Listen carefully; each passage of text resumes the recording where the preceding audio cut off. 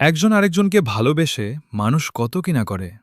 যদি তাকে না পাই, হাত কাটে ফেলে মৃত্যুবরণ করে ফেলে এবং পাগলও হয়ে যায়।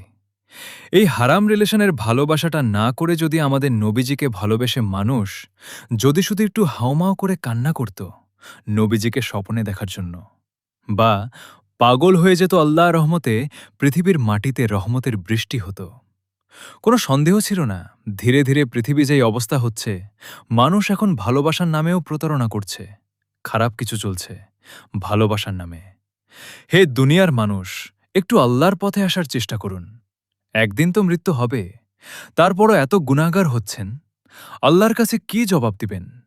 হে মানবজাতি, বেঁচে থাকতে ভালো হওয়ার সুযোগ আছে। দেখেন, আল্লাহর কাছে ক্ষমা চেয়ে ভুলগুলো শুধরে নিন। আশা করি সবাই শুধরে নেবেন। আমিন।